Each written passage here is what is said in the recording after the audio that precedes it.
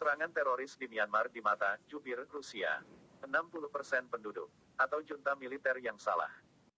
Terjadi serangan bersenjata terhadap konvoi kendaraan diplomat Indonesia dan Singapura di Myanmar yang membawa bantuan kemanusiaan melalui ASEAN pada tanggal 7 Mei tahun 2023 di selatan negara bagian San. Hingga satu kendaraan dirusak. Untungnya, tak ada anggota konvoi yang terluka. Pihak Republik Uni Myanmar menyalahkan kelompok oposisi garis keras dan etnis bersenjata atas serangan teroris tersebut. Menanggapi keprihatinan ASEAN atas insiden tersebut, pemimpin Myanmar menegaskan komitmennya untuk meningkatkan kerjasama dengan ASEAN, termasuk di bidang kemanusiaan, sesuai dengan konsensus 5 poin yang disepakati pada bulan April tahun 2021.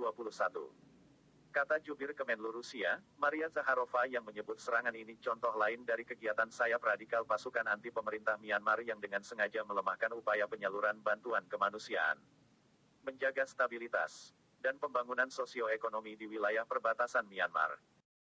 Kekerasan berkelanjutan terhadap pihak berwenang dan warga sipil, dan sekarang terhadap perwakilan diplomatik, adalah akibat dukungan finansial dan material dari AS dan sejumlah negara lain pada pasukan oposisi Myanmar. Terutama pemerintah Persatuan Nasional yang memproklamirkan diri sendiri. Sayangnya, kebijakan ini merupakan kebijakan tradisional yang merusak upaya komunitas regional untuk membantu memulihkan perdamaian di Myanmar. Dan, mengingat sifat lintas batas dari jalur pasokan militan saat ini, dapat mengancam keamanan negara-negara tetangga dan Asia Tenggara secara keseluruhan. Insiden yang melibatkan para diplomat ASEAN telah menunjukkan bahaya dari main mata dengan kelompok-kelompok bersenjata. Rusia terus mendukung komitmen ASEAN untuk mendorong solusi politik bagi situasi di Myanmar, termasuk aspek-aspek kemanusiaan. Kami yakin bahwa upaya kolektif ASEAN di bidang ini harus berdasarkan kerjasama yang erat dengan pihak berwenang Republik Uni Myanmar. Lanjut Maria. Agak pusing mencerna komentar jubir Maria itu. Karena tak tersurat dan tersirat sedikit pun kesalahan junta militer yang menculik Presiden Myanmar dan Ketua Liga Nasional untuk Demokrasi, Suu Kyi, yang memenangi pemilu. Juga pengusiran dan kekerasan pasukan junta terhadap ribuan etnis Rohingya yang sudah tinggal berabad-abad di Myanmar. Terkesan lebih percaya omongan junta, ketimbang pandangan analis Indonesia, bahwa saat ini rakyat Myanmar, sekitar 60% penduduk, sedang melawan junta militer yang mencederai demokrasi berulang kali.